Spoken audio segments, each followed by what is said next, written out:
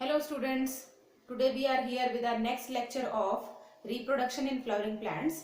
पिछले वीडियोस में हमने पूरा कंप्लीट रिप्रोडक्शन देख लिया था. सीड और फ्रूट के बारे में भी जो शॉर्ट डिस्कशन था वो हमारा हो गया था. And today's topic we will discuss about the artificial hybridization. ठीक है, the process of artificial hybridization.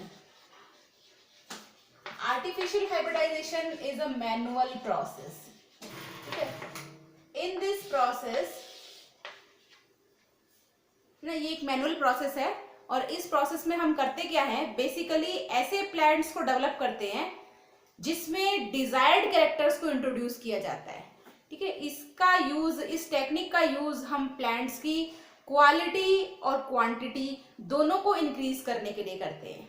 ठीक है, तो बेसिकली मैनुअली हम ऐसे प्लांट्स को सिलेक्ट करेंगे जिनमें डिजायर्ड क्वालिटी वाली जो प्रॉपर्टीज है उन प्रॉपर्टीज को हम अपने प्लांट में इंट्रोड्यूस करते हैं.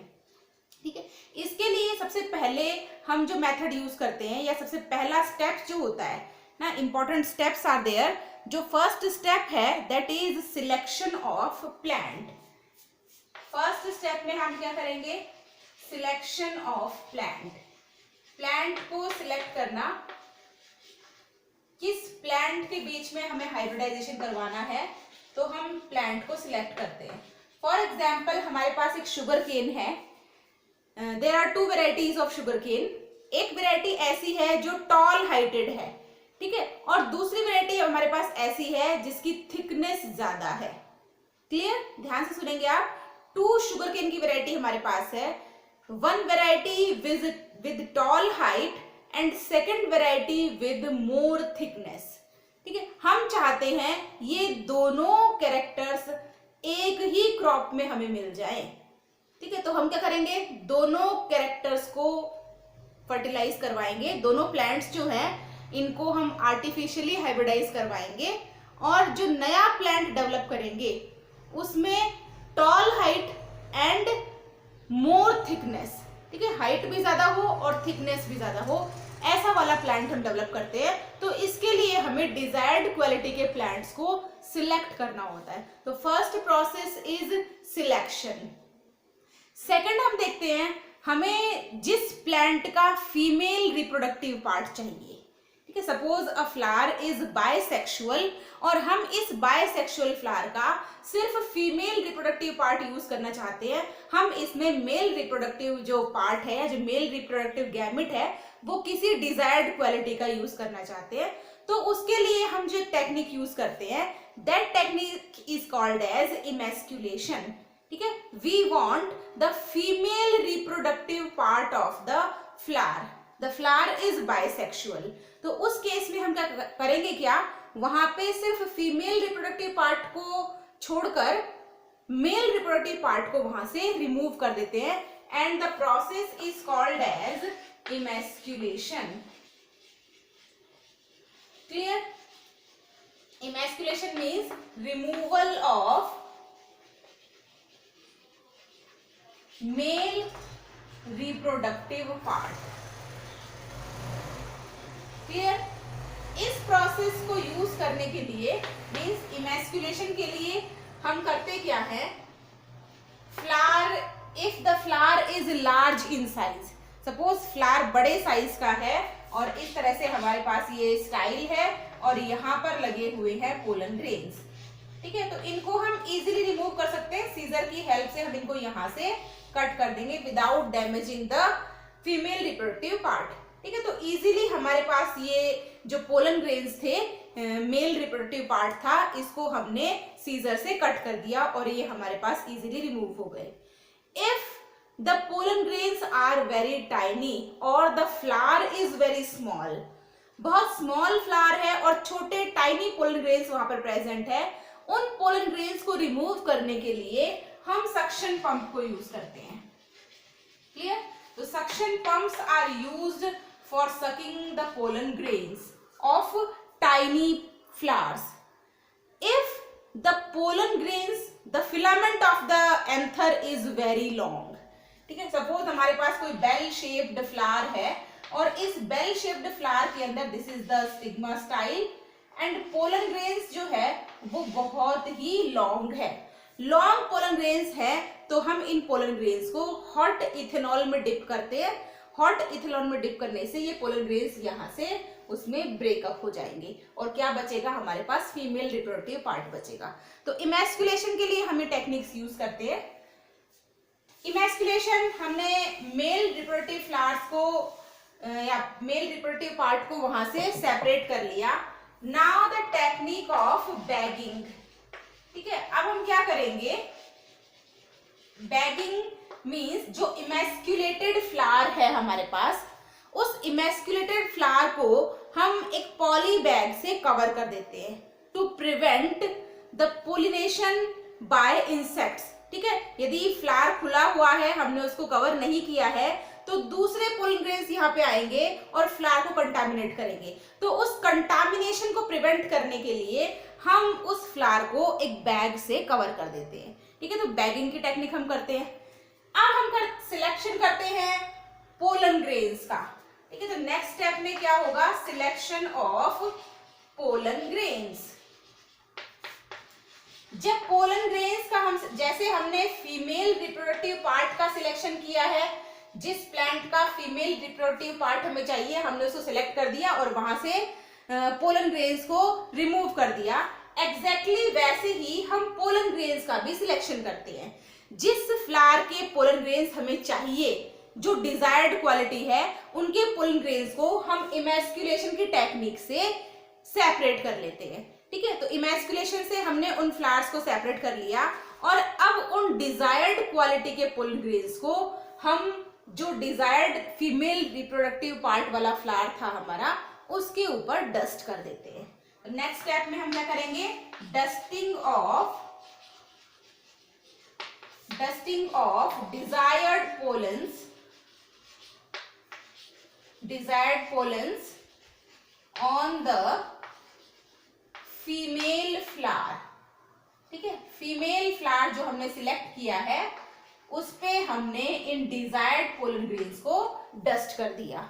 जब हम उस पर डस्ट कर देंगे तो प्रोसेस होगी फर्टिलाइजेशन की। ये पोलिनेशन कंप्लीट हो गया, एंथर से पोलन ग्रेन्स ट्रांसफर हो गए स्टिग्मा तक। Now the process of fertilization will takes place, ठीक है। तो यहाँ पर फर्टिलाइजेशन होगा और फर्टिलाइजेशन के बाद जो पूरा प्रोसेस है, फ्रूट फॉर्मेशन, सीड फॉर्मेशन, पूरा कंप्लीट जो हमारी प्रोसेस है वो कंप्लीट होगी।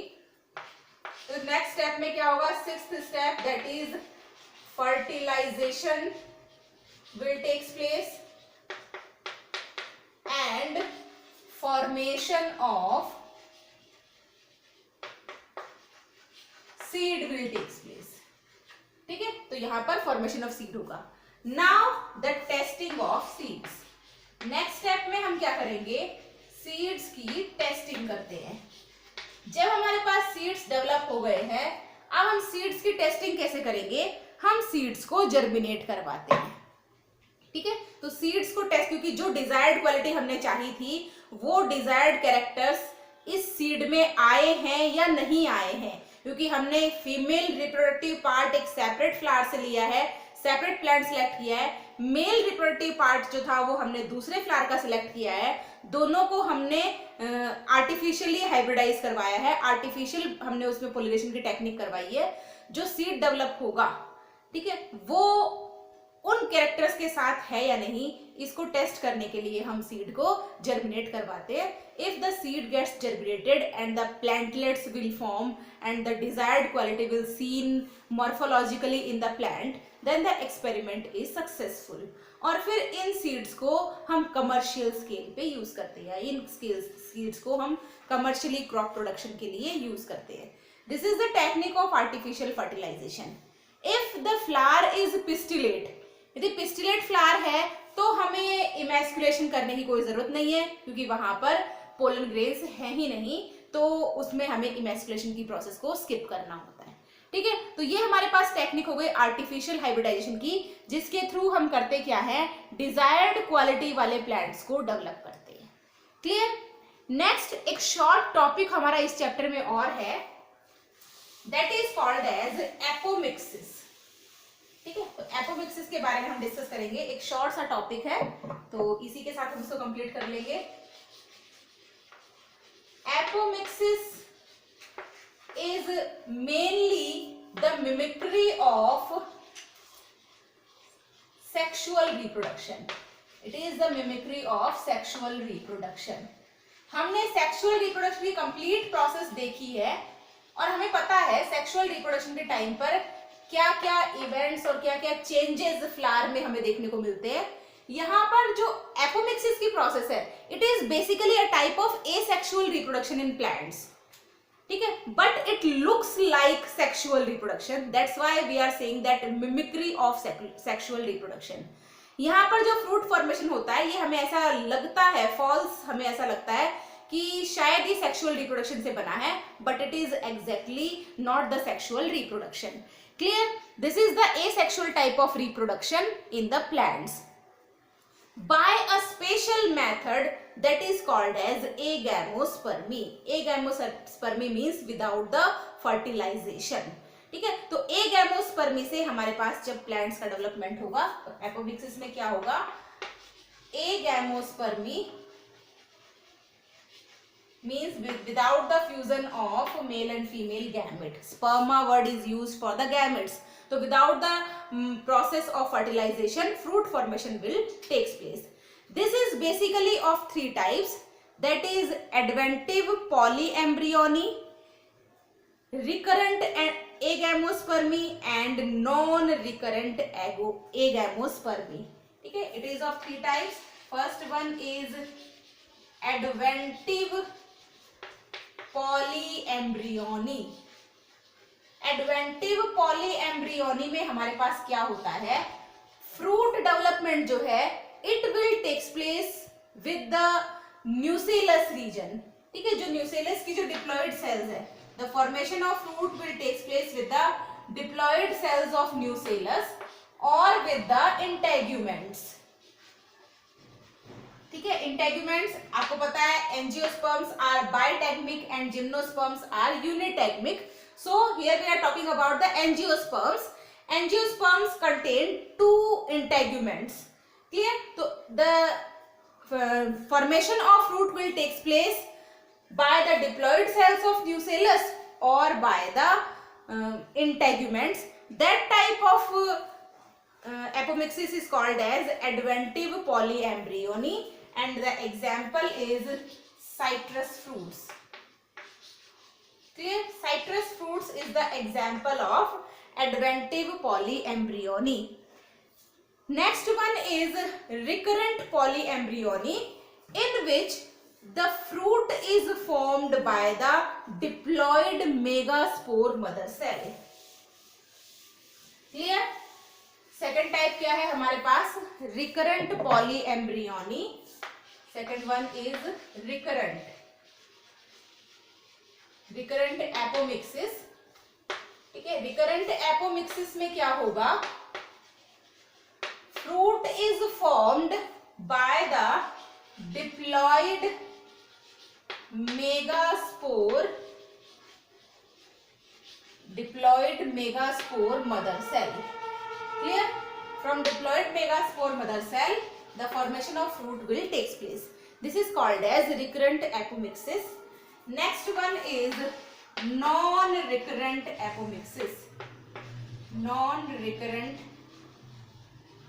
apomixis. It is also called as parthenocarpy, in which the formation of fruit is takes place by the unfertilized egg. Formation of fruit takes place by the unfertilized egg. Here it is also called as parthenocarpy. Clear? Or it is also called as parthenogenesis. तो parthenogenesis या parthenocarpy, जिसमें fruit का formation किससे होगा, unfertilised egg से होगा. ठीक है, यहाँ पर कोई भी वेजिटेटिव पार्ट यूज नहीं हो रहा है प्लांट का, that's why it is not a type of vegetative propagation. Vegetative propagation को हमने एसेक्सुअल रिप्रोडक्शन में ऑलरेडी डिस्कस कर लिया. It is the short note on the apomixis. It is the type of asexual reproduction. इसके साथ ही हमारा जो reproduction in flowering plants का चैप्टर है इट गेट्स कंप्लीटेड। ठीक है, चैप्टर कंप्लीट हो चुका है। नेक्स्ट चैप्टर में हम डिस्कस करेंगे रिप्रोडक्शन इन ह्यूमन बींग्स और the human reproduction. Thank you very much.